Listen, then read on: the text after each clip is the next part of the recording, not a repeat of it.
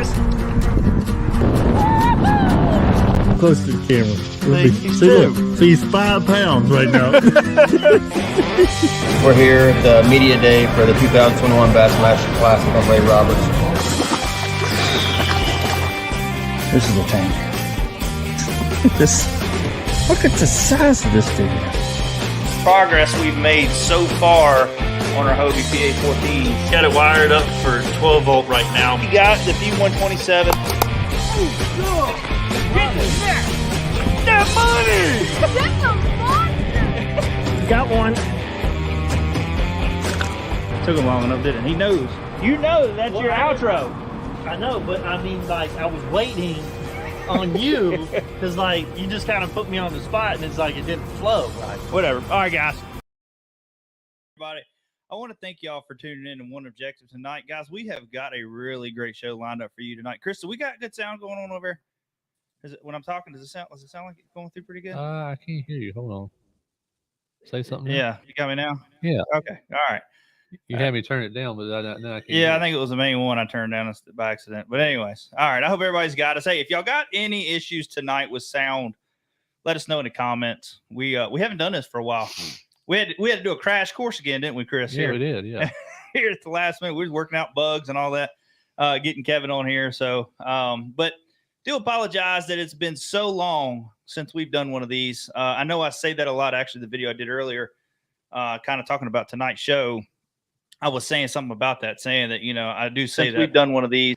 Oh, I do say that a lot. So, but it's just business. It's how it's been here lately. And, I do apologize for that, but it's hard to apologize for that. So, but, anyways, we have got a really good show lined up for you guys. We're going to have Kevin Gunn on. We're going to be talking about being a YouTube creator. But we're also going to be talking about, frog fishing and just fishing in general. And it's that time of the year right now, to be frog fishing. So we're excited. We're just excited to be live tonight. I mean, it's just going through what me and Chris had to go through just a little while ago to even make this happen. Yeah. It was a feat. So, but Chris, how are you doing tonight, man? We're doing good. We're all right. We're out here. A lot has changed in the last several weeks that we haven't been on with you. I mean, you got you a new house now. Yeah. I mean, you're moving in. You got you a nice garage. Yeah, it's nice. I like it. Plenty of room for a lot more tackle now. Oh yeah, I got a whole upstairs that I can clutter up with tackle. So yeah, it's been a lot going on in everybody's lives in the last, I guess, several weeks. So crazy thing too. This is off the fishing topic, but we ended up getting out of go-kart racing with my son. It was kind of a sad day when all that went, but in a way, it was also a good day too, because I now knew that our weekends were going to be open to do a little more other family activities as well, because it just took up so much time. And then trying to get into these races now with getting back to 3 o'clock in the morning and all that stuff. Yeah, 3 o'clock in the morning, and I mean, it was fun. Don't get me wrong. I enjoy the mechanics of racing. Like the getting everything right and hoping that you hit that setup right and all that. But it was tough, man. I mean, we just, not even for not fishing, I wasn't even worried about that too much. I was just mainly worried about just going doing other things, and it just took up so much time. So, but anyways, enough of that. We're out of that. That feels good to be kind of out of that. He's kind of getting into dirt bike racing a little bit. I say dirt bike riding, not racing. So I don't know. We'll see what the future is for that. But we're going to talk a little bit about this later tonight. I'm not going to dig too deep into it, but we're going to talk a little bit about our tournament season so far and how that's went. You guys have seen some of the videos and how our tournaments have gone. We were actually holding on pretty good in the Bassmaster side and was going to fish the Oklahoma event, Broken Bow, but that was on Easter weekend. And bad weekend. Yeah, it was bad. I don't know. I didn't even pay no mind that was Easter weekend.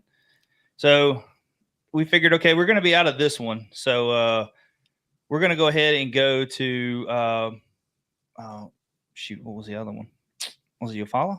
Was it Eufaula? Was that one? I can't remember which one the other one was now. Like Winnipesaukee? Oh, no, it's Eufaula this weekend, I think is what it is. And then I ended up signing up to be a chaperone for a field trip before I knew that was the weekend of the tournament. So I'm going through everything, and I'm like, oh crap! And James was going to be out of town anyways for a full wheeling trip, so it just wasn't going to happen. So we're going to miss that one. We are going to fish the Open Series. I mean the Hobie Open Series at Lake Winnipesaukee. We weren't able to fish broken bow either on that. Kind of disappointed about that. Had kind of an emergency with James on that end, so we ended up not being. We didn't do that one either. So fishing's just kind of been like, here lately for the last couple weeks. We ain't really been on the water much. Just been busy with work. So new products coming out. We did do a show. I don't know if it's up yet with Faith in Fishing. I think that's what that one's called with Cam. Really, he's got a really good show. Gets a lot of great guests on. He ended up having me and three other guys from Paddle and Fin and Bass and Brews and Daniel Perry and I can't think of the other. For some reason, cannot think of the other two names right off the top of my head. But anyways, we went on air and just talked, while we podcast and while we're still doing this and all that. So it was fun. It was a fun show, getting on there with a lot of different people. So, but anywho, we are going to get Kevin Gunn on here in just a second. And guys, I want to tell you guys to, ask some questions. If you want to learn about YouTubing, this is going to be the show tonight. This is going to be the show, and this is the kind of the route that we're going to start going with when it comes to a lot of these shows. I know we were doing a lot with tournament winners and all that, and they're fun. We really enjoy talking to a lot of these great anglers that win these events, but we're just, it's so many people doing the same stories out there. From some really great podcast shows, Kayak Bass Nation, Paddle and Fin, you got KBF page, you just got so many different groups out there doing these interviews with these guys that just won, and we were one of them. We were doing it for a while, and so anyways, we decided to go a whole nother route with our podcast here. So this is the new beginning, Chris. This is like a fresh start. Well, there you go. Fresh start for One Objective in podcasting. So we're gonna. There you go.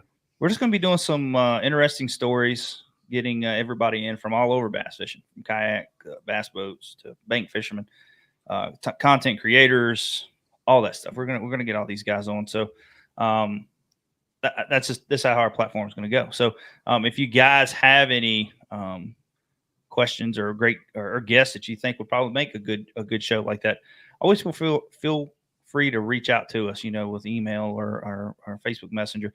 I will tell you guys that message us on Instagram and Facebook. We don't see them a lot, so we go through and check them every so often. But for some reason, we don't get the notifications like we should from them. So if we don't respond to you, don't feel like we're trying to ignore you. It's just that's how it is. We respond better through email. But anywho, that's where we're at. Yeah. So, but also one more thing, our thoughts and prayers go out to Ray Scott, the founding father of bass, passed away last week. I really hate to see that. It's a lot of great legends that has passed away in the last couple of years. That's, big part of bass fishing. I say big part of for me as well, because I remember growing up to Ray Scott, and just reading magazines and also not just in the bass side of things. I mean, he was big into hunting too, and doing all the biologic stuff and all that for growing food plots and stuff like that for deer hunting and all that stuff. So family, our prayers go out with him and his family and all that. So but anyways, let's go ahead and get Kevin. We got Kevin now, Chris. Yeah, he's here. All right, so Kevin on. Hey Kevin, how's it going, buddy? How you doing, Josh? Oh, not too bad, man. I really appreciate you taking the time to come on. I know it's kind of been busy day for you with your daughter and all that, and but I do appreciate you taking the time to come on with us tonight. Yeah, no problem. Well, Kevin, I don't know if you ever been. I don't know if you've done any other podcast shows or not, but we're gonna get you on tonight. We're gonna talk about YouTubing, being a creator, what it takes to be a creator, and the time and motivation. Motivation is a lot of it, to be a big creator. No doubt. We're also going to talk about frog fishing. So we're going to kind of get into the fishing part first, because that's what everybody talk about. That's what everybody loves to talk about, is fishing. So But watching a lot of your videos, especially around this time now, the frog fishing is really kicking off. And I mean, man, you really hammer some good fish off of frogs, and you're big on the rivers. Like you do a lot of river fish. You do a lot of lake fishing too, but you do a lot of river fishing around your area. And but what draws you to that frog? What is it? I mean, there's so many other baits out there. What makes you go to that frog? Well, just the big bites, honestly. You know, that thing, a lot of times, you know, you're not fishing for, 20 fish with the frog. You know, you're fishing for 5 good bites or maybe 7 or 8 good bites. And honestly, that's why I throw it, and it just tends to catch a better quality of fish a lot of times. And, in a tournament scenario, when I was younger, I used to, just kind of say, hey, I caught 20 fish, but I only caught 10 pounds, so whatever. Now as I've gotten older, I say, hey, that frog is what's going to pull those big fish, those big bites. And that's what puts it in my hand a lot of times. Yeah. And I mean, that's a dedication thing though, right? I mean, you got to keep it in your hand.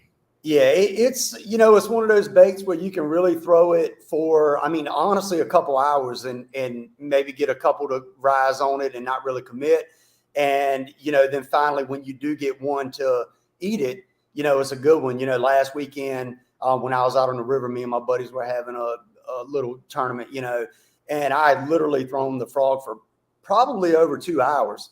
And I ended up getting one bite on it, and it was a 661, so it's just one of those baits. You just got to keep it in your hand. And that was the only fish I caught on it. But, that was one that was pretty important. So, yeah. It's, I know when we went down to Florida and I got on like a speedworm bite, and then towards the middle of the day, I'd go to the frog. And during practice, I was getting the blow-ups. And then all of a sudden, man, I don't know what changed for the tournament. I caught the fish on a speedworm like it was supposed to happen. And then the frog bite just died. I mean, yeah.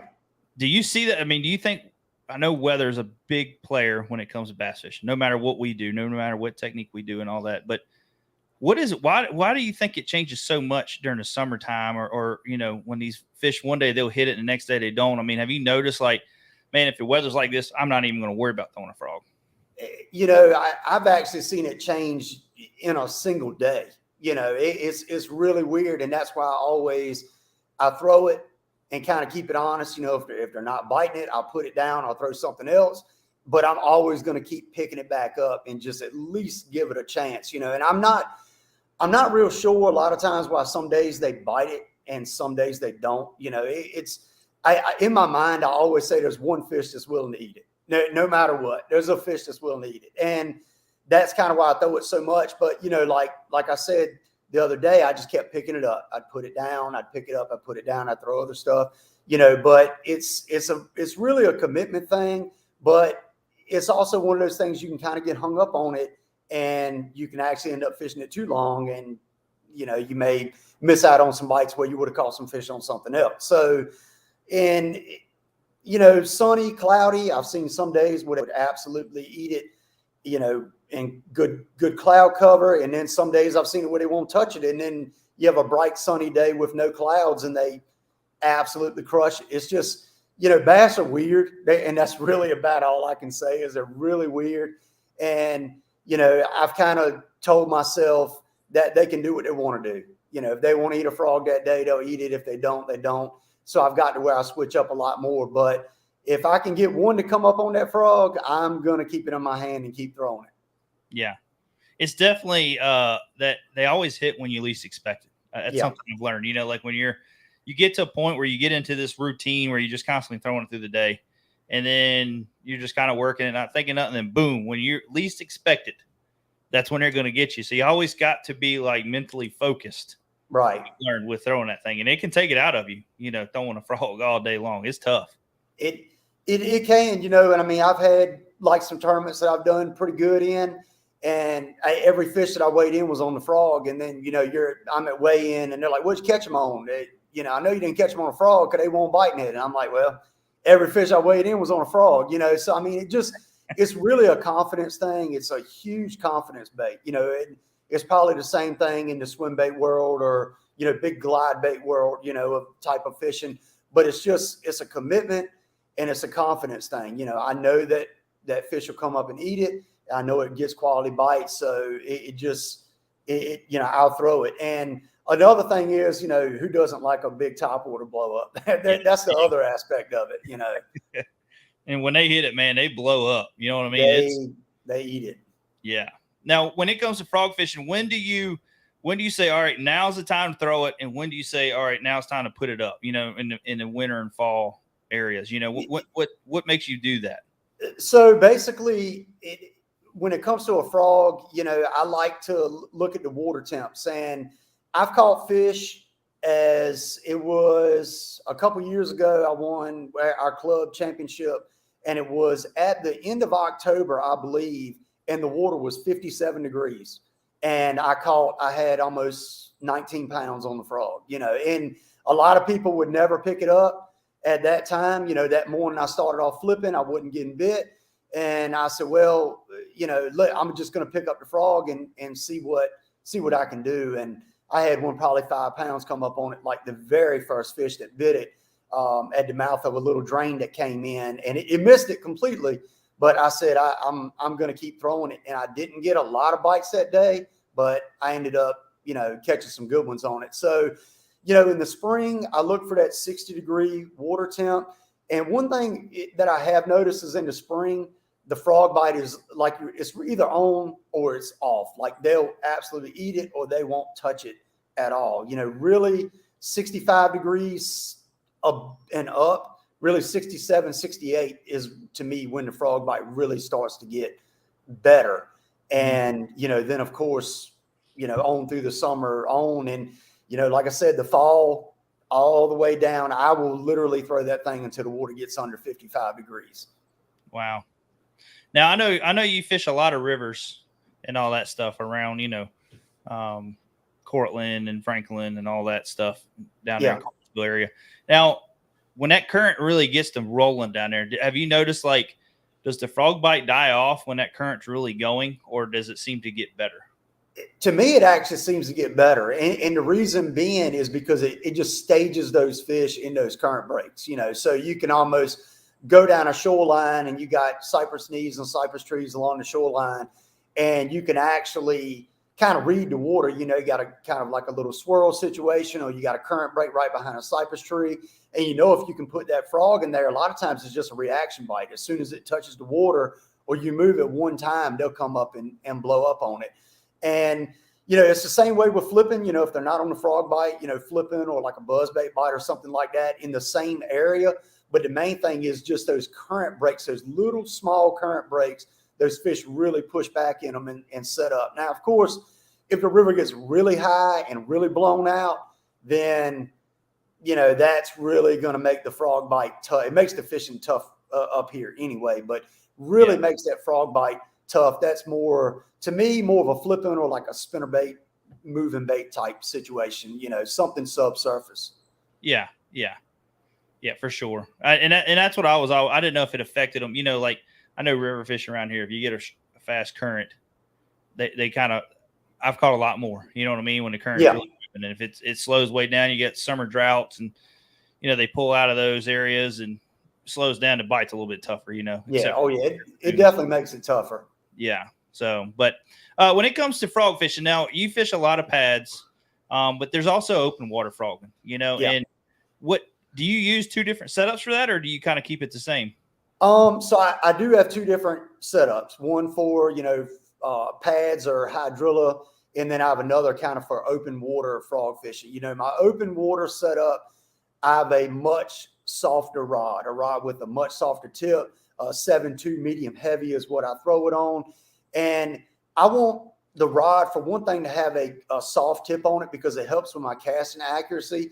And then also it kind of helps for when you mess up and pull the trigger a little bit sooner than you should. If they come up and they eat it, but you don't wait quite long enough, having that softer tip really helps that fish get it, back in its mouth good. So you're not, hooking it right at the tip of the mouth and you get it halfway in, you end up losing it. Of course, the pads, I throw that on a 7.3 heavy, and that's, you you get a big one to come and blow up on it on the end of a cast. You're out there, you've done bombed a 30+ yard cast in the back of a pad field or a hydrilla you know, when they eat it, you want to really be able to rip them out of there and drag them through those pads and get them on top. So, you know, two different setups. Like I said, one is a much softer rod with a much lighter tip. And then, of course, for the heavier stuff, you know, a heavy action rod. You know, I don't throw a 7.6. A lot of people really throw a 7.6 or even longer meat stick, you know, really, really heavy. And, you know, to me, 7.3 is plenty to drag them out. But like I said, that's all a preference thing. That's really a preference thing. Yeah. Now, when it comes to liner, you braid all the way? Yes, 50-pound braid all the way. Yeah. And what's I know you got a particular brand that you like to throw. What is your braid line you use now? It's Balzac's fishing line. That's BALSAX fishing line, and they got a 50-pound. Well, they got, you know, from 10-pound braid all the way up to 65-pound braid. But 50-pound is what I run. Some people throw 65. I like 50. It's a little bit thinner, but it's still not so thin where you get a bunch of backlashes if you really try to bomb that frog and launch it a long ways. But 50-pound is what I throw, and I've never had any issues with it whatsoever. Yeah. And then what about your gear ratio? I mean, is it the same all the way across on that, your high gear ratio? Yep, 6-4-1. 6-4-1. You know, I'm not a high-speed reel type of guy. You know, when you go to that higher speed retrieve, you know, a lot of people like these 8 1-to-1s and, you know, 9, 10, you know, really, really fast retrieve reels. You lose a lot of that, you know, muscle power to really be able to drag those fish out. So I stay with 6-4-1. That way you know, it's a high enough gear ratio where I can catch up with the fish, but I got plenty of cranking power to be able to drag those fish out of, you know, whether I'm fishing pads or open water, 6-4-1 is what I use. I just, you know, like I said, I'm a little bit old school, you know, when it comes to that, but, you know, and honestly, 6-4-1 helps with my cadence too. Working the frog, I tried a faster reel one time, and I actually realized that it was messing up my cadence, kind of the way I was working the handle. So, you know, 6-4-1 is what I use. Yeah, yeah, and it's, I mean, now when you talk about your cadence, you know, we want to try to. I really want to take this down to a level that people that are just getting into frog fishing, you know what I mean? Right. And you can understand this. When it comes to your cadence, I mean, it changes day to day. It changes hour to hour sometimes, right? I mean, Yes. I mean, how does that? When you coming across pads, are you just barely working across there, so you give them time to come through that pad and hit it, or do some days you're working it fast?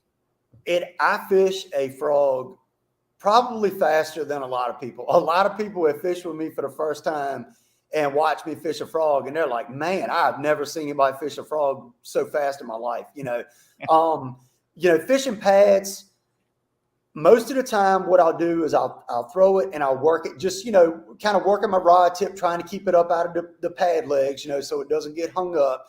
And I don't like burn it across the pads, but I work it plenty fast. And the reason I'm doing that is because a lot of times you're getting a reaction bite. You know, that bite is fully an instinctual bite. It's just a reaction bite. So I'm trying to make that fish react. You know, if I get one to blow up on it and he doesn't eat it, a lot of times I'll throw back in there and I'll work it, you know, a little bit slower, and I'll get it right where that fish blew up on it, kind of get it in a little opening and kind of like walk the dog with it, you know, really get it to sit in that one spot and get him to come up and see if he, you know, if he'll commit again. But, you know, initially I fish one in the pads fairly fast. Like I said, not just reeling it across the top of the pads like you would a horny toad, you know, a little bit slower than that, but fairly fast. You know, when you get into open water, I'm either a walk the dog guy, you know, really walking the dog and kind of milking it in a good spot, or I kind of burn it in a straight retrieve. So instead of, you know, really walking the dog, bringing it in, a lot of times, especially if I'm throwing like a popping frog, I'll bring it in and just hop it just straight to me, you know. So, and that changes, like you said, from day to day, hour to hour. You know, sometimes I've actually thrown a frog before and been walking the dog and been like, man, I don't know why they're not eating it. And then, you know, work it out a little bit, don't get bit, and start reeling it back to the boat. And then boom, you know, like you said, it comes and blows up on it when you least expect it. And then I'm like, darn, I'm fishing it too slow. And then all of a sudden I go to fishing at that really fast hop cadence and just go to whacking them. It's just, it depends. And sometimes it's kind of luck to figure it out like that. You're reeling it in, but you just kind of tell yourself, okay, he hit it when I was reeling in, or I was working it really fast. That's telling me something. So, you kind of got to take those clues in and kind of break it down that way. Now, do you have anything, like say when you're in the pads, because I've had this happen a lot where they'll blow up on it. I've thrown like a trick worm, or I've thrown like a punch bait over there and tried to follow up on it. But I mean, do you normally get a return hit after that sometimes? I mean, do you have a follow-up bait, or you just keep on trucking because you don't waste the time with them? I can tell you that 9 times out of 10, if for me, now this is for me, 9 times out of 10, I do not get a follow-up bite from that particular fish. Yeah. Some people, you should have flipped, should have flipped in there, whatever, and I mean, sometimes I will, but most of the time, if I get a follow-up bite, it is actually on the frog. And I think the reason is because that fish knows he blew up on it and he missed it. And when you're able to put it back in there, and like I said, get it in a little opening near it and really just work it and just let it sit there and kind of soak, he's sitting under it looking at it. I mean, there's no doubt he's sitting under there looking at it. And either he's going to commit or he's not, So most of the time, I follow up with the frog. If I have a partner with me, if I'm fishing a tournament or something, a lot of times they'll pitch right in there. But most of the time, that fish just not come back and bite. I don't know why, and I really think those bites are the instinctual bites. Just it was coming over his head, and he just blew up on it just because he didn't know what it was. So I think that's what those bites are. Yeah, exactly. This is kind of Chris. Do we got any questions for us before I go in? Yes. Craig wants to know, do you bend your hooks up on your frogs? Absolutely. That is one of the first things that I do when I take my frogs. I bend the hook. I take my needle nose pliers and I bend them up. Now, I don't bend them up to where they're in, and I bend up my hooks more if I'm fishing open water. So in open water, obviously you're not worrying about vegetation or your frog rolling over upside down and getting hung in pad legs or anything like that. But no matter what, I bend them up. But when I bend them up for pads, I like to bend them up just to where you can take your hand and run it over the top, and it just kind of barely sticks on the hooks, just barely sticks. For more open water situation, I actually bend them up even more to where the tip of the hook is actually riding just above the back of the frog. So you have the back of the frog probably about like that right there. And I can tell you it helps big time with hookups. I mean, it's hard for me to give a percentage, but honestly, I think that you probably hook up with probably 50% more fish than you would if you did not bend your hooks up. So absolutely, I bend my hooks up on all my frogs. It's the first thing I do before I tie one on. I got you. Now, when it comes to, guys with, I'm pretty simple, and I talk to other guys, buzz baits, for instance, simple, black and white, or right, black, white, or black, white and chartreuse. Now, when it comes to frogs, do you kind of keep it simple with your colors? Or you got just a couple colors and that's it? Yep. Yeah. So I'm a big Booyah Pad Crasher guy. That's literally the only frog that I throw. That's the only one. I fished with them for over 10 years. I've thrown all different kinds of frogs, but the Pad Crashers produce for me. I like it, so that's what I throw. So in that particular frog, I throw the dart frog, which is black and yellow. Actually, this one right here, black and yellow. That's the one I caught that 661 on the other day. So black and yellow, and then swamp frog, that's this color, which is the yellow and black. And then there's another one called aqua frog. That's more of like a shad type color. And those are really it. Those are the 3 frogs that I throw. Swamp frog, dart frog, and aqua frog. That's, and the way I choose my colors is based off water clarity and based off of, most of the time the primary forage or either the conditions in the sky. And I have some bodies of water where I know they bite particular colors better than others. I don't really know why, but, just years of fishing them has told me, hey, they eat the swamp frog in here, or they bite the aqua frog a little bit better up here, so it's and then sometimes it's just strictly confidence or just like my mind is just telling me, hey, tie on dart frog. And sometimes it works out, sometimes it doesn't, but Yeah. there's a lot of different factors. And of course, if a fish is coming up rolling on my frog and they're not eating it, if I get 2 bites from bass on a particular color and they swirl on it and do not eat it, I'm changing my color immediately. I'm changing it immediately. Wow. Now I do have a one question too, because this is something I struggle with, because I love the popping frog. Yeah. And I love the regular pad crasher. Now I like the popping frog because if you throw that thing like down in the rivers where you got the lily pads and then it's like no pads and then the bank, in some of those pockets. Yeah. And I like getting that popping frog and kind of popping it back air, but then trying to work it over the pads. I mean, how do you do that? How do you know when, like, all right, I'm going to throw the popping frog on this one, or I'm going to throw the regular pad crasher on this one? So in pads, I always throw the regular pad crasher. If the popping frog just gets hung up in the pads too much. The lip, the mouth gets hung all in the little pad legs, and it just don't work out. If they're really, really sparse, then of course you can get away with it. Yeah. I like throwing the popping frog in most open water situations. I don't pop a frog very hard at all when I fish it. I walk it really saturated. I don't work it really, really hard. So it's creating a little bit of splash, but it's not really, making a whole bunch of commotion. So I would say 80% of the time I throw a popping frog in open water, but I do occasionally throw a regular frog, and I've actually seen it make a difference. I don't know why. Some days they don't really want that popping or whatever, but I will switch up from popping frog back to the regular. But in pads, I always throw the regular, always. And in open water, about probably, like I said, 80%, I'll throw the popping frog. If it's windy or if the water has any stain or any mud, any mud color to it, I always throw a popping frog, no matter what. That commotion, they're able to find it better. You got that chop on the water, that regular frog just isn't making much commotion, so it really helps them hone in on it a little better. And so those are kind of what helps me make my decision on what type of frog I'm gonna throw. But the popping frog, if it's getting bit, that's what I'm throwing. I got a little bit more confidence in that in open water than I do the regular frog, although I have caught some really big ones on the regular frog in open water as well. But yeah, most of the time I'm throwing the popping frog. I got you. Now, this is kind of going back a little bit to Craig's question with the hooks.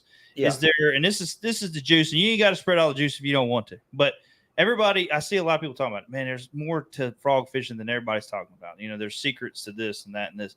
Do you do anything special to your frogs other than the hook bending, like with the skirt or putting rattles in it or any of that stuff? Do you do anything different with your frogs that, to help you get more bites?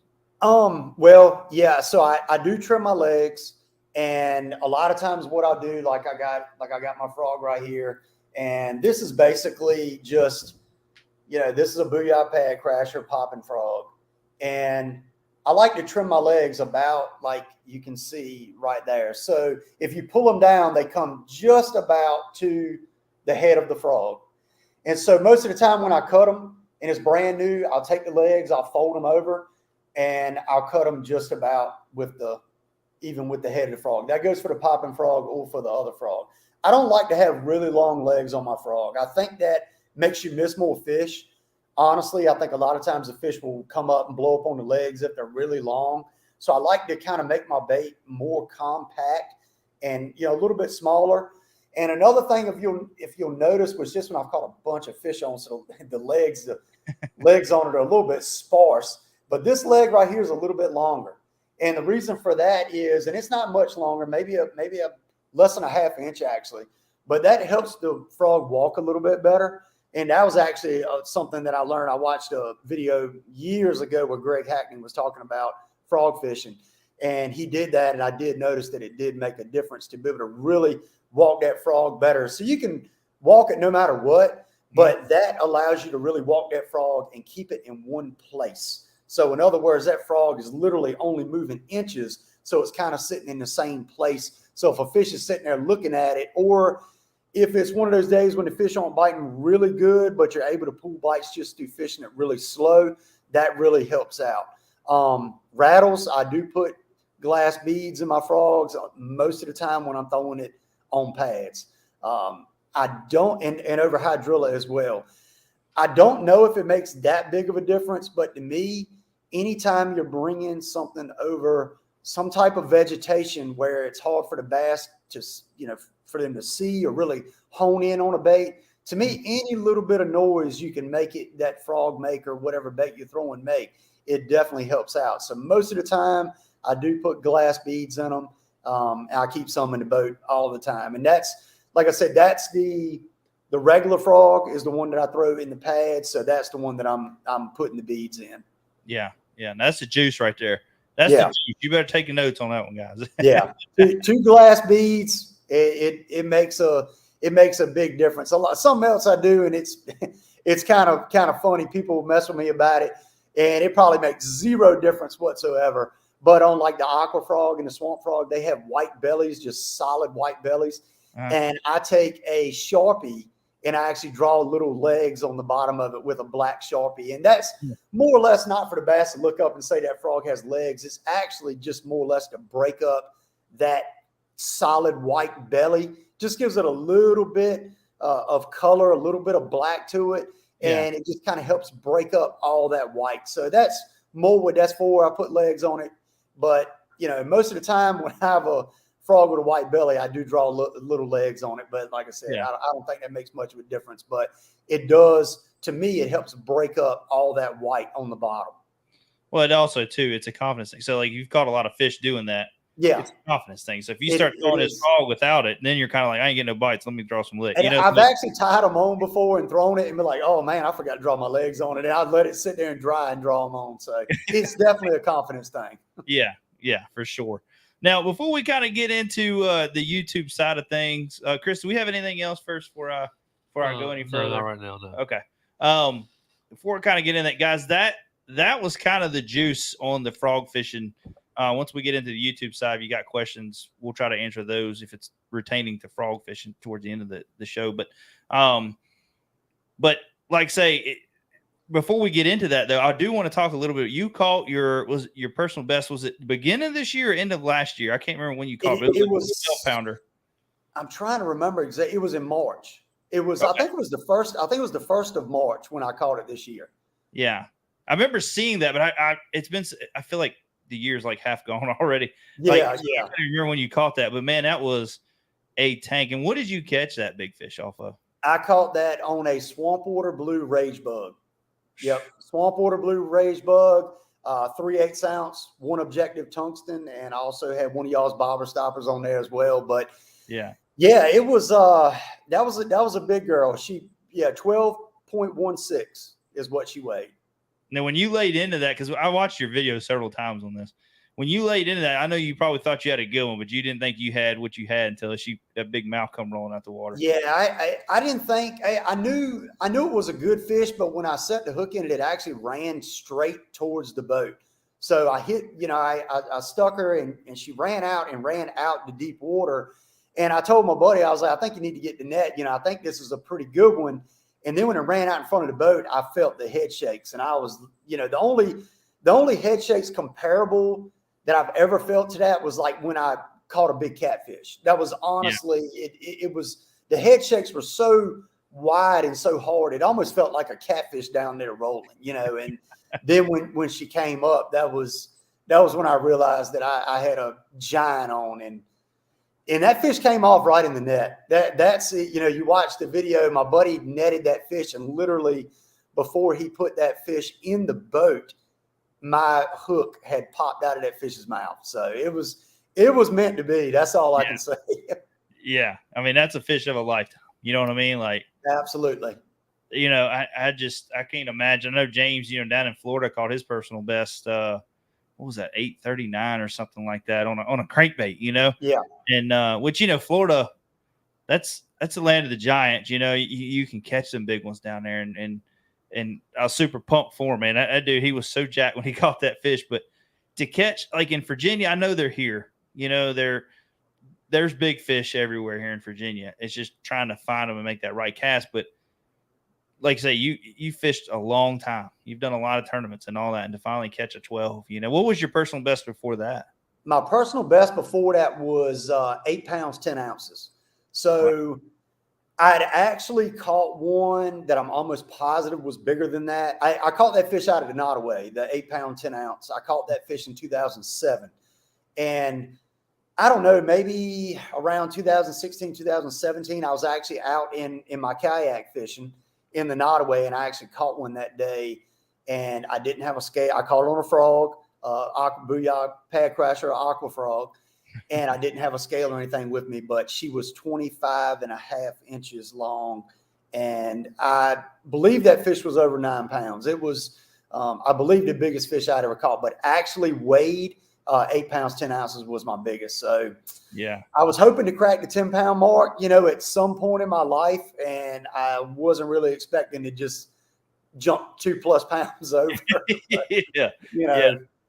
I mean, that's a big, that's one of them fish that you just, for me, it would have been like it'd come off right there at the net. You know what I mean? That's how the big fish stories go. And you could have told everybody it was that big and they never believed you, but to get it, you know what I mean? Like that's hard to sleep for a couple of days just thinking about it, because that to go out there and beat that record for your personal best again, man, that's hard. That's a hard one to beat. That's like guys that, I see your big bucks in the background.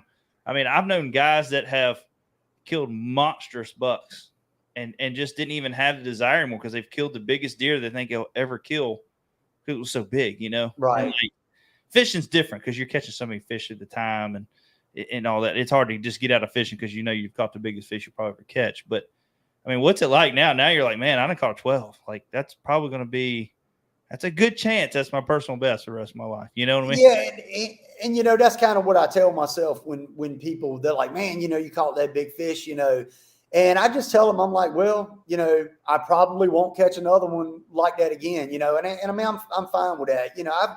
I've never been one of those like trophy hunter, really big fish guys. I just like catching fish. I'm gonna be honest with you. I like catching fish, and I like breaking a body of water down. Like probably a couple of my favorite things about fishing is actually like going to like a new body of water and like actually breaking it down, or like fishing a tournament, or just going to a body of water on a certain day and just like figuring them out, like really, really dialing them in, where I can say I can go here and here and here and here, and I'm going to go catch them, really, really get that pattern dialed in, so, everybody likes catching big fish, but I like really figuring places out and really figuring patterns out. That's now kind of where my fishing has gone.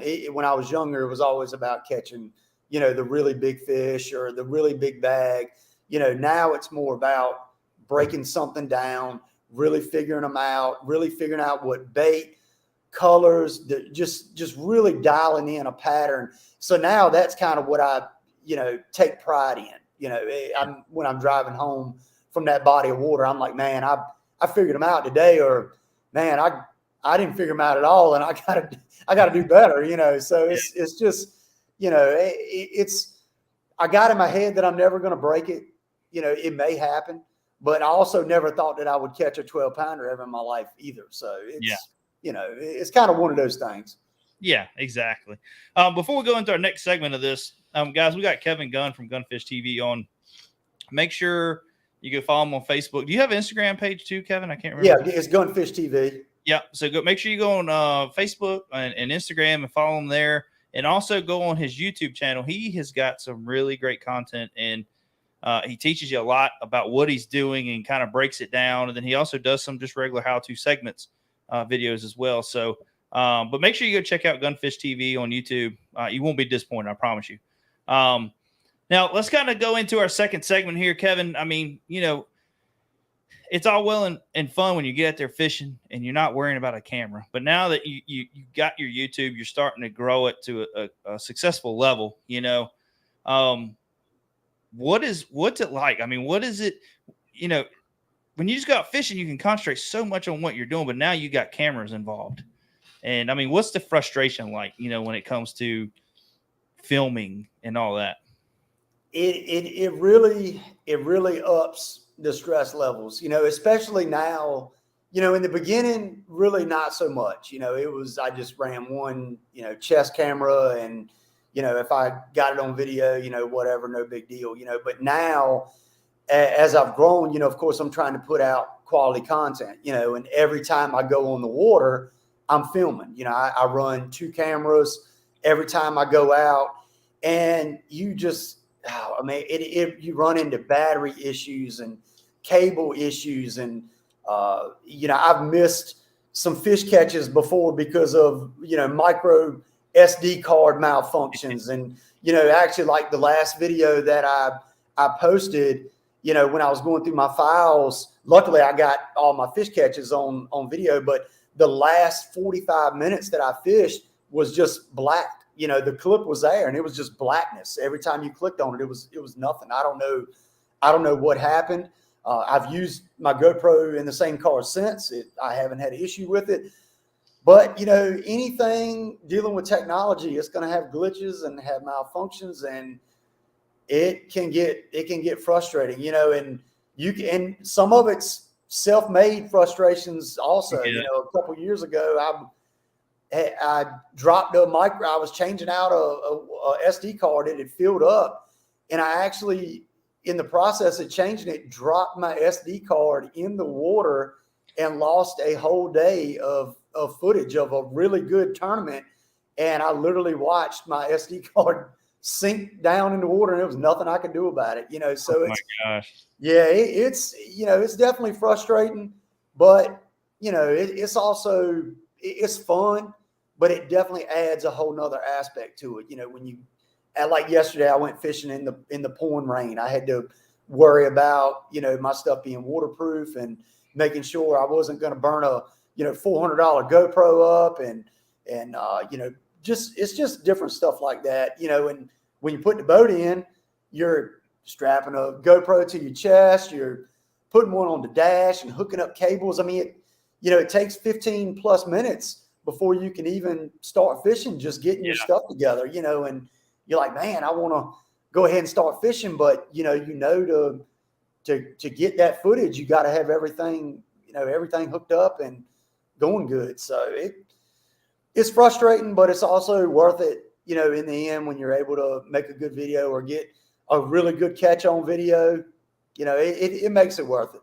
Yeah. And do you think, I definitely think it's great, but getting those different angles, you know what I mean? Like, say different, when you catch that one fish, the chesty might not get it all. The back one might get it all, or the one on the console might get some more of it. And I always think it's key to have different. Now, on the kayak, it's been different for us. Like, a lot of times we do the one in the rear, but we have thought about doing one facing forward, but yeah, you kind of run into the obstacles of casting and all that. So you're trying to get your angles right and all that. But I mean, a lot of your viewers, do they like that since you've gone to those different, have you heard much about it, like going to those different camera views? I definitely think it's helped. I started running 2 cameras and doing the multiple views. I want to say it was last spring. So I've been doing it about a year now.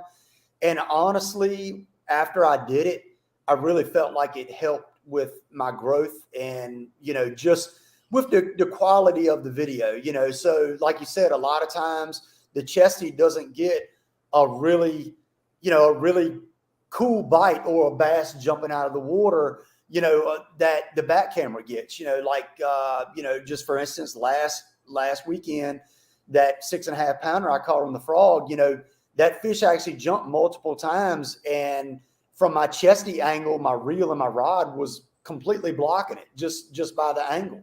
You could hear the fish jumping, but you couldn't see it. But that back camera on my dash actually got the fish jumping multiple times. So I was able to add that into the video, and it made it a lot better, just from a viewer standpoint, because I do review my videos and watch them and make sure they're up to quality and what I want them to be. So really the multiple angles, I think, has helped. And I think it just adds to the viewing experience where it's not just a chesty angle the whole time. It's kind of, and then also I think it kind of adds to the anticipation factor of it, because people comment on my videos and they're like, oh, I saw it switch to the other angle. I know he's about to set the hook or about to get bit, so I think it kind of adds to the anticipation factor as well, so it's just something I went to. It's worked out well. And I it's definitely something I'm going to keep doing. Yeah. Now, when it comes to YouTube, and we get this question a lot. And I don't know if you get it either, but a lot of guys are like, man, I really think about starting a YouTube channel, but I just don't know, if I got the right content or if I got good content or what. For you, what was it for you to get started? Did you just say, hey, I'm just going to film a couple of videos, or did you actually say, hey, I want to just start this YouTube channel just to, help people? Or what was it that really got you going into starting your YouTube channel? Well, I had thought about starting one probably around 5 years ago. And looking back at it, I really wish that I would have, because it was a lot less content creators at that point 5-6 years ago. So, of course, it was much easier to grow. And, now it's a lot of creators out there, me being one of them. But, I'm the type of person where I just really like to be busy. Mm-hmm. And, editing videos is a lot of work. So, so of course it kind of helps with my personality, just being busy and really sitting down and making videos. But also it's something that I actually enjoy. It's very stressful and it's a lot of work, but being able to really take a day out on the water and break it down into a video and make it watchable and kind of, my videos, I do them a little bit different style than a lot of people maybe. A lot of people do shorter videos. My videos tend to be a little bit on the longer spectrum, 20, 30 plus minutes. But the reason I do that is because I try to take people through my day, from when I put the boat in all the way where I'm trying to kind of figure out the bite, and then I get that first bite and I try to talk to the viewer to, kind of go through my thought process of why I changed lures or why I changed colors or why I moved. So I kind of try to take you through the day. So that's kind of why my videos tend to be a little bit longer. So there's kind of a build up to maybe the first fish catch, or, to where I really start to really put things together. But like I said, that's part of a day of fishing. Most days you put the boat in, you don't, for me anyway, you don't just run to the first spot and boom, boom, boom, catch a ton of fish. I mean, you can, I've done it before, but a lot of times there's that figuring out the pattern aspect, so you go an hour or two before you really dial things in. And that's kind of that build up leading to that first fish, So I would say the reason I started was definitely to help people out, but it's also something that I enjoy. I kind of did some editing on hunting videos and some fishing videos before I ever started doing this. And I kind of just kept them on my computer. I shared some on Facebook, but it was just, I just said, hey, I think this is something I want to try, something I want to do. And also in the beginning, it was kind of maybe thinking that if I did this and really grinded, that I could maybe make this a full-time thing. But that's really now, just with the way with it being so many creators, that's a really hard thing to do. And I'm not saying you can't do it. There's some creators that have had their channel less for shorter amounts of time than I have, and they're probably on the way to doing it full time. But a lot of those guys tend to be the more, I would say, the less serious fishermen and the more kind of just entertainment aspect of fishing type guys. My channel is definitely more geared towards, the more hardcore fishermen, or the people that really want to learn about fishing and learn about techniques and things like that. So probably helping people, and then just because I like doing it. That would be really why I started, I would say. Yeah. And I mean, to give advice to somebody that does YouTube, that's wanting to get into YouTube, I know for us, for one thing, I'd say just start it. You know what I mean? It don't matter what kind of content you got, just start it and get it rolling. But what's another advice to have a channel and actually see some growth? What do they need to do? Well, just, you got to make sure your content is, I say, watchable. and the reason I say watchable is because I review my videos after I edit them, and I critique myself fairly hard when I watch videos. But what I did was actually watched a lot of other successful YouTubers' videos when I kind of started going into making my videos. So I kind of paid attention to where they cut clips and how they mesh one clip into another and things like that. But so you want to have watchable content, but also very important things is you have to get people to click on your video. So, a good title, a good, exciting title. I definitely don't try to clickbait my stuff at all. Whatever title I use is very relevant to what happened that day or where I was fishing in my videos. But I try to make it where somebody reads it and they're like, oh, this might be interesting. I want to click on this. And then also your thumbnail. Thumbnails are very important as well. So you want to have a good thumbnail with good color. In mine, I like to have like some type of action shot. This is just my style. I try to do an action shot where I'm on the front of the boat, my rod's loaded up, where I set the hook in a fish or the fish is jumping or I'm holding a big bass. But I use Adobe Photoshop editor for my my thumbnails. Try to make sure they have good color, good popping colors that'll kind of catch your eye. And, it's worked for me. A lot of people, they got the thumbnails where people are, got this crazy face or their arms thrown up or whatever. I don't do anything like that. It definitely gets clicks, but that's not what my video is about. That's not really my personality. I want, when somebody clicks on my video, I want them to know that they're getting a straight up fishing video. But if somebody wants to do entertainment video, that's fine. I watch them too. I find them very entertaining, but that's just not my style. But definitely good thumbnails, good title, and just make sure you have good content. And also something else is when you're talking to the camera, talk to the camera just like you have somebody right in front of you. You're talking to them, carrying on a conversation. So when you're looking at a camera, literally without realizing it, you're potentially going to have thousands of people, watch that video. So you're literally talking to potentially thousands of people. So I try to make it just where I'm just talking to somebody, just like I'm carrying on a conversation with them. So it doesn't seem, awkward or anything like that. So, and some people are a little bit more awkward on camera than others. That's just something you get better at actually as you go on, doing YouTube. As you do videos, you just get better at things. You get better at editing. You get better at talking to the camera. And, like I said, definitely the first thing to do is start, get content and get it up there.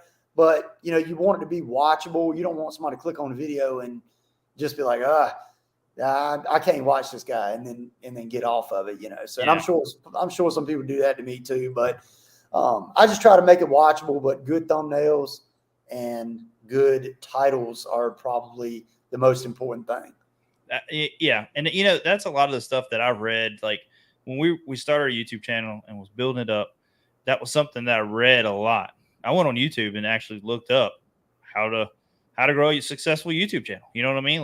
There's a lot of content out there to help you out with stuff. And that what you said was kind of some of the main things: having a good title, having a good thumbnail, and just quality content. A lot of people, I think, try to get so many videos and having content. I see some guys come out, and Kevin, I think sometimes you're like this too. You might have like 1 or 2, 3 videos a week, Yeah. And for you, like you're getting into it and you've done this for a while now. So your content is good. But I've seen guys that were like, man, I got to get 3 videos or 4 videos out this week. And the first one, second one might be good. And then it just kind of falls off. You know what I mean? Right. So I always tell people, if you can only come up with 1 video that's going to be really good, at least do that once a week. Don't do a bunch of garbage through the, week. You know what I mean? Don't do 3 or 4 videos that just suck. Do one good one, and until you get to that level where that this is your niche, and then go from there, Right. I definitely say you would definitely want to aim for 1 video minimum a week.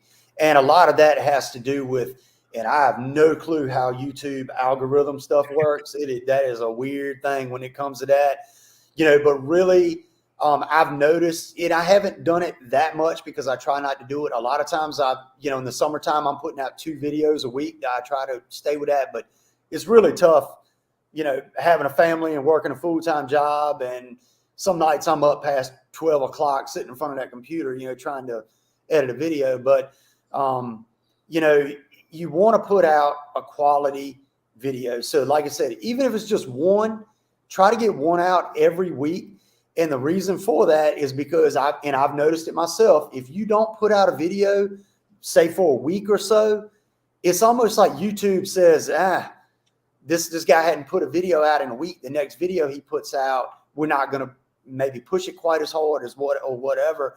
And I've noticed, if I do that, my next video I put out, it seems like it doesn't jump off quite as quick. It doesn't get as many views. And it takes me like 2 or 3 videos to really build back up to where my videos start to get back up to kind of what they were before I took, that 1 week break or whatever. So I think it's very important to stay, kind of relevant and have a pretty good upload schedule, but you do not want to cram 3 or 4 videos in where it's just cut clips of just catching a fish, and there's no, context to it or anything like that. So you want to stay relevant, but you don't want to cram too much to where your content isn't good.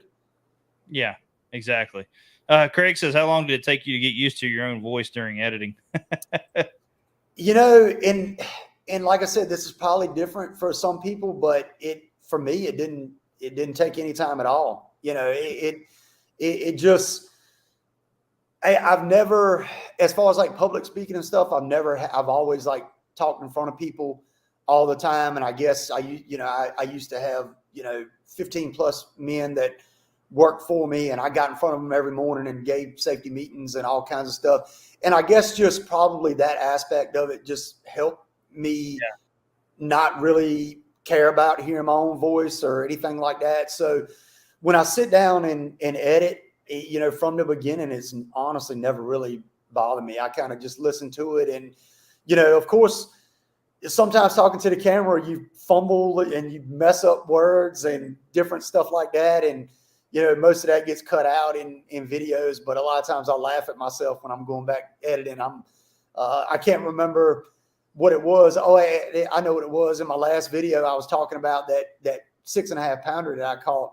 And I was like, yeah. And I was talking to the camera and I was like, yeah, I caught that 6.5 pounder, but instead of caught, I said bought. I bought that 6.5 pounder. And I started laughing. I was like, man, I bought my 6.5 pounder.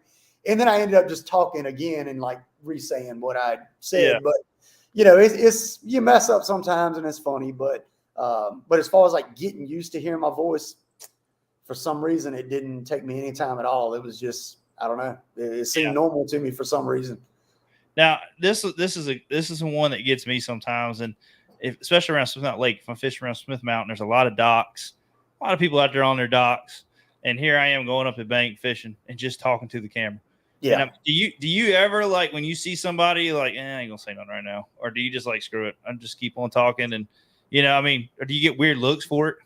In the beginning, I did honestly shy away, especially like even when I had my own buddies fishing with me. Like I wouldn't do my intro on the water with them with me. I would like wait till I got home or whatever.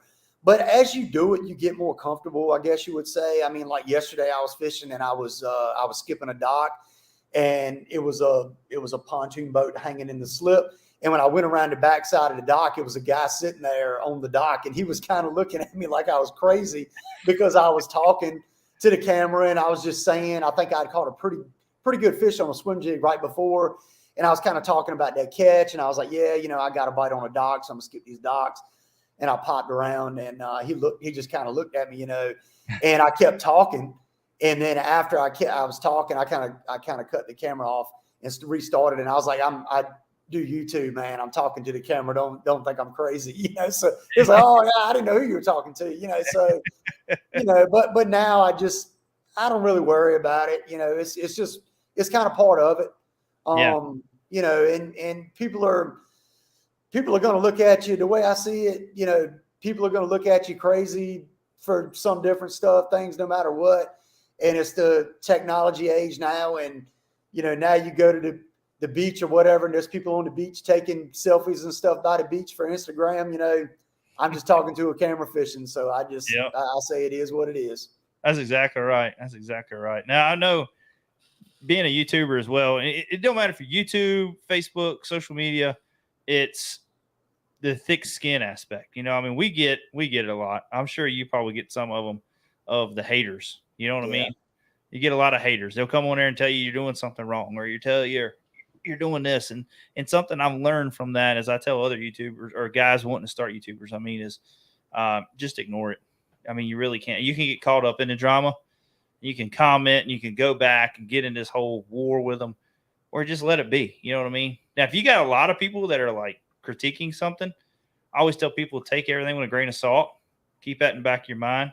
You do your next video, if you get kind of the same stuff, know that you might need to change up a little bit or something. You know what I mean? Don't always think that your stuff, just because you did it, is the best or it's right. quality, you know, because some people will let you know that it's not. Right. So, but yeah, I mean, I've been pretty lucky. I've had very few. I have had a few. Most of the time, what I run into is people commenting, you know, you should have used this, or you didn't use this. You would have caught them if you did this. You know, that's what I run into a lot. And I used to comment some. Now I don't really worry about it too much. But, you know, back kind of in the beginning, I'm like, look, you know, I'm trying to turn an 8-hour day into a 20-minute video. You know, I flipped trees for 2 hours. You didn't see it on a video, but I did it. I used that bait. I threw the Cinco. You know, I didn't get bit. You know, so obviously in a video when I'm trying to entertain people, I'm not gonna put multiple minutes of me fishing unproductively, you know, just to prove that I fished with something.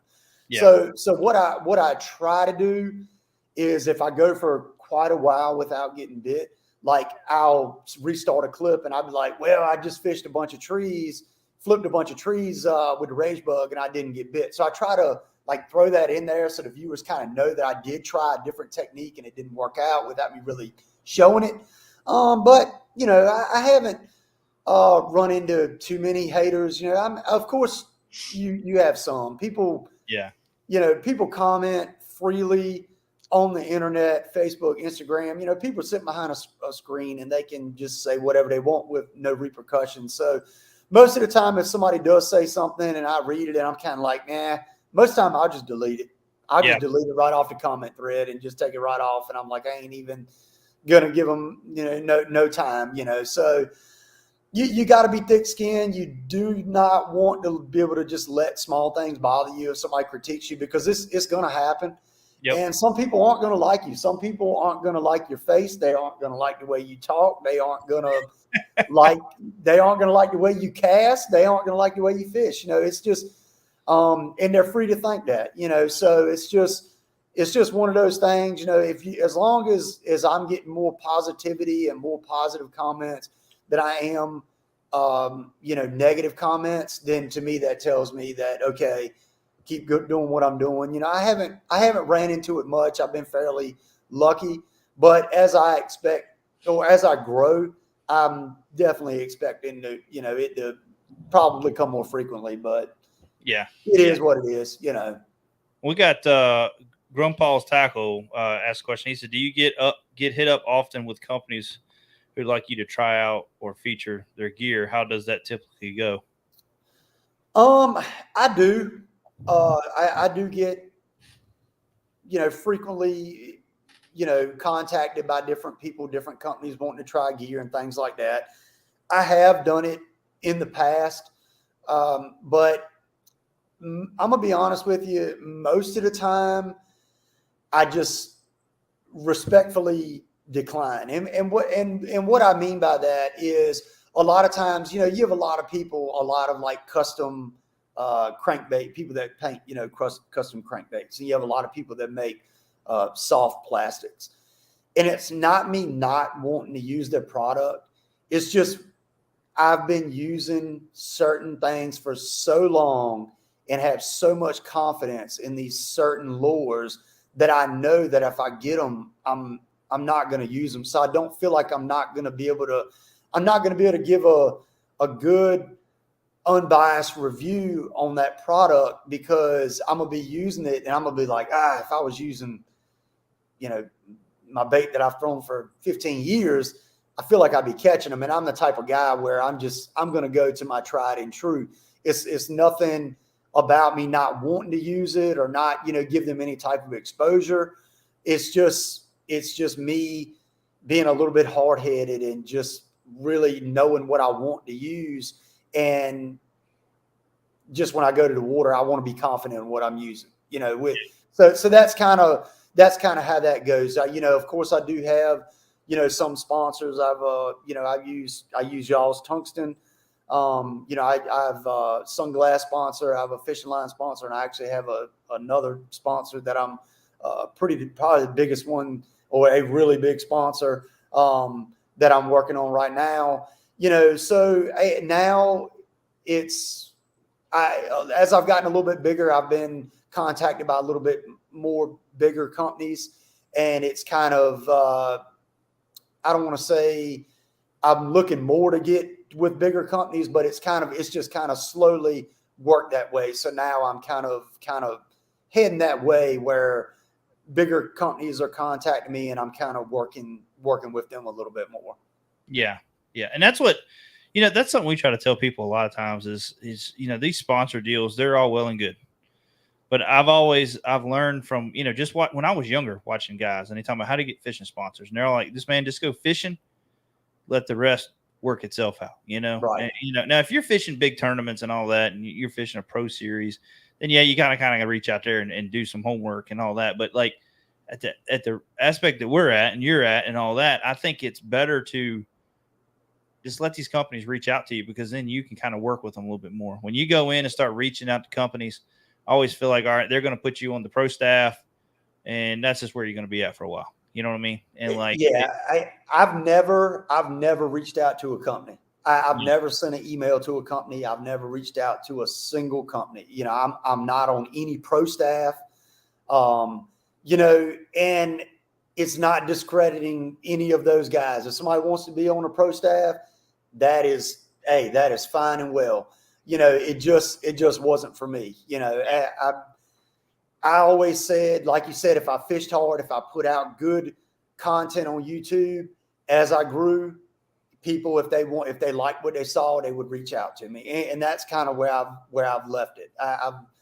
I'm not the type of person to reach out or say, hey, I want to be on your pro staff, or, if you send me product, I'll do a review on it, stuff like that.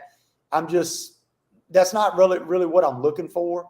So that's just not what I've done. Pro staff, you get some free product, you have to do certain things for them, this, that, and the other. And like I said, that's fine. I mean, I know a lot of people that own pro staffs, they're happy with it. More power to them, but it's just, that was never how I wanted to acquire working with a company. That just wasn't how I wanted to do it. So, yeah. And I think if you, like say, you put out good content, you're a very personal person. You know what I mean? If you're doing YouTube and social media and you're very personal and you're able to reach out and talk to your people that follow you and all that, that a lot of this stuff will come, and the good companies will come. But I always tell people too, thoroughly do your research on that company, because you don't want to throw something that you don't have confidence in. You know what I mean? Like you're saying, no, I don't want to try. I don't want people to really send me nothing, because I know what I like to throw. You know what I mean? I'm not going to give an honest review on it. And I think that's key when it comes to it. I got we've had real companies reach out to it, Chinese real companies. Hey, I want you to throw these reels. And I'm like, I've thrown Abu Garcia for many years. Like that's my reel. That's what I like to throw. I'm not going to go and push a reel that I have no idea what it will do to a customer that they might get it and it just keeps locking up. Because now what it looks like is I'm pushing something that's garbage. Right. I have no faith in this product. So I always tell people, get what you like. Try. If you don't like it, don't go with them. There's other companies out there. Yeah, if somebody's going to send you something and you decide to say, okay, you send me the product, you need to make sure that you use that product thoroughly before you ever push it. You don't, like you said, you don't want to, and some people are willing to do it, get some kind of product sent to them, like you said, some kind of reels you've never heard of or rods or whatever, and they go out and give a review on it. It might work great that first day, or it might work good for a week or even a month, but then it starts to fall apart on you, and you've done pushed a product, like you said. So then you kind of get discredited. You don't look legitimate anymore. You've pushed a product that's no good, and you kind of, just to get something free out of it, in the end, it isn't really worth it. So definitely, I always like to say like 3 or 4 months. Use something for 3 or 4 months and use it hard. And that will give you kind of a good idea, enough time to really know if it's quality or if it's junk or whatever. And then you can kind of reach back out to the company and say, okay, let's move forward with this. But yeah, definitely don't just get something and because they'll send you something free and you jump into it and do a review on your YouTube channel or whatever. And then, like I said, somebody gets it, they're not satisfied with it, and they're probably going to unsubscribe from you, but they might, leave a bad review or whatever, or kind of talk junk. So just don't do that. Don't do that. Yeah. Just be real. Just keep it real. Exactly. So, and that's another thing about YouTube. And I failed to say this when I was talking about earlier, but just be yourself. Do not be somebody on camera that you're not. Because it just, people can see through that a lot of times, can see the fakeness. And it's like I tell everybody, I'm like, the person you see on camera on my videos is the same person that you're going to meet at the boat ramp or see me at the store or whatever. Like I'm not going to fake anything. So just be real, be yourself. And that might be like the number one best tip I can give as far as YouTube goes, honestly. Yeah.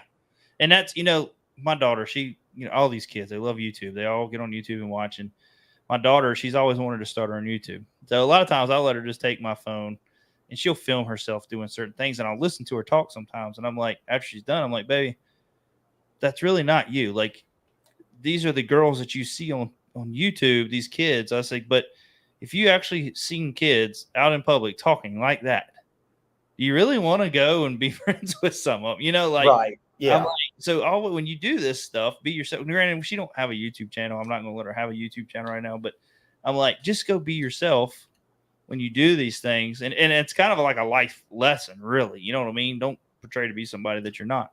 And, but yeah, that's key. That's something that me and James have always worked on. When I say worked on, that's something we always just try to make sure we do is be ourselves and who we always are. Granted, yes, we have to clean up our videos sometimes compared to how we are, but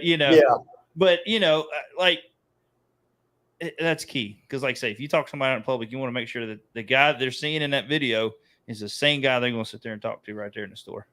Yeah. So, but Kevin, I ain't gonna keep you much longer. It's getting later, man. I really appreciate you taking the time to come on and talk with us. Like I say, everybody that's watching, please, and guys that you're going to be listening to this this podcast tomorrow. It's going to be going up tomorrow. Make sure you go and check out GunnFishTv on his YouTube channel. Hit that subscribe button. And then also make sure you follow him on all the social media platforms. We're Instagram and Facebook. And are you on anything else, Kevin, or is it just Facebook and Instagram right now? Just Facebook, Instagram, and then, like I said, my YouTube channel. Yeah. So make sure you go check all that out. Go check out his sponsors. Help support them. That's what helps support Kevin. And Kevin, I mean, you want to give out all your sponsors? We talked about them earlier, but you just like to let everybody know who your sponsors are again.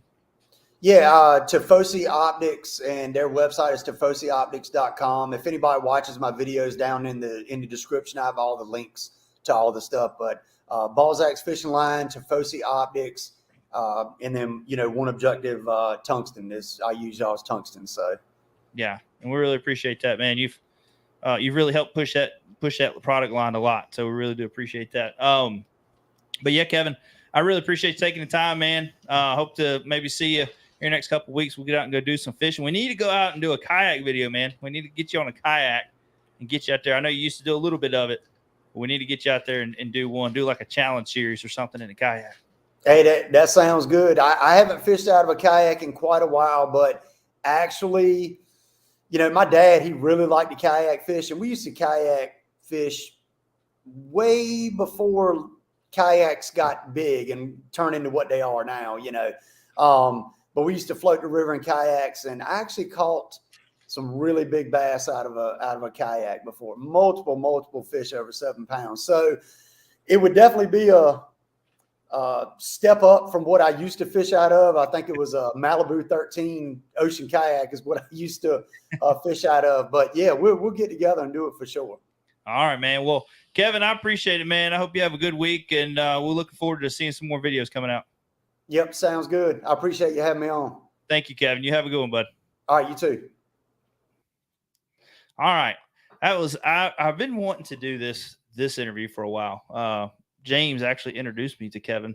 We got to talking about his YouTube channel. He actually one day was like, man, this guy is like right here fishing, you know? So we just got to watching a lot of his videos because actually we were trying to figure out some stuff around there where we were fishing at. So anyways, we just got on it and then I think James ran into him at Walmart or something like that and got to talking to him. And ever since then, it's been, you know, we just had a good relationship with Kevin and when it comes to fishing. And there for a while, Kevin was running some Wednesday or Thursday nighters or something like that, or afternoon tournaments on the Nottoway.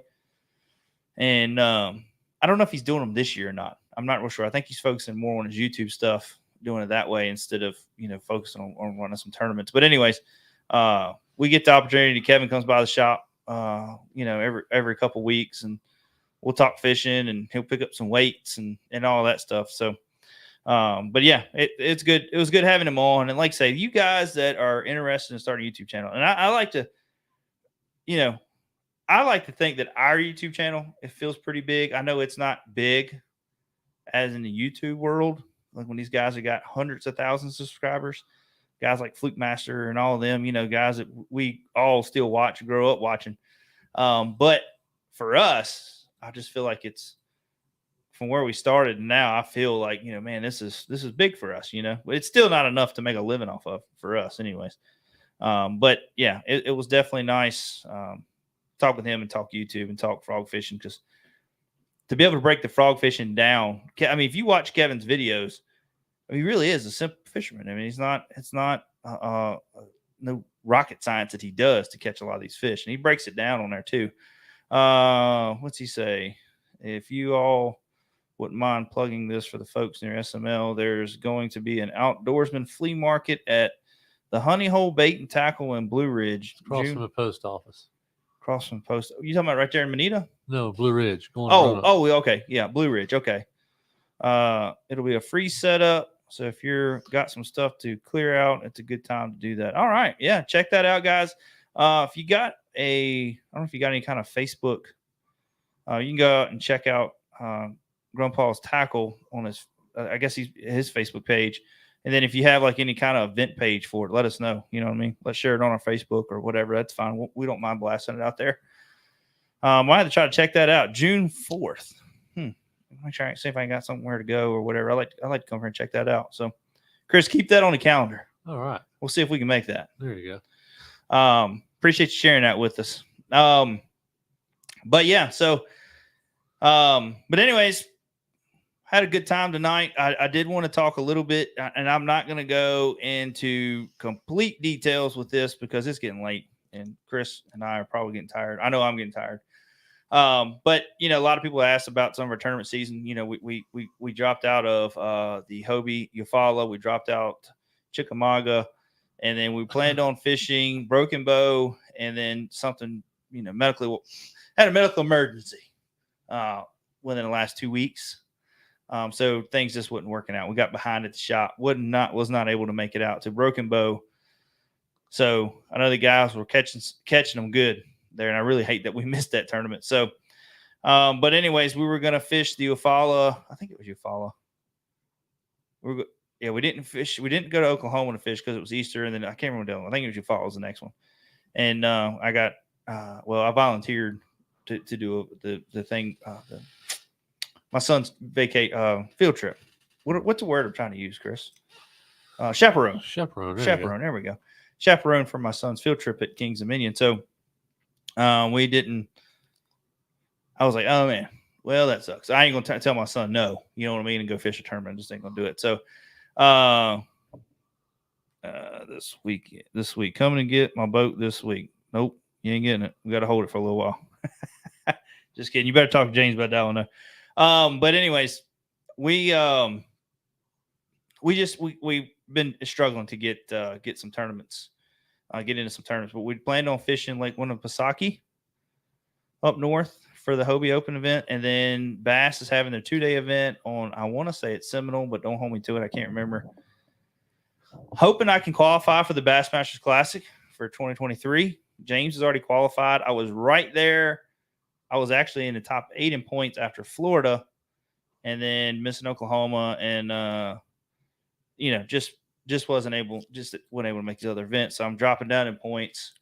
I'm hoping that I can qualify at the 2-day event and maybe get in on that one. I don't know, but who knows? But there's always next year. You know what I mean? I appreciate that, Bob. Yep. Family first, man. That's what I say. I mean, I look at it this way. It's going to be a point eventually when my kids are going to have to move out, or they're going to get their friends and they don't want to be around as much. You know what I mean? Do things with their friends.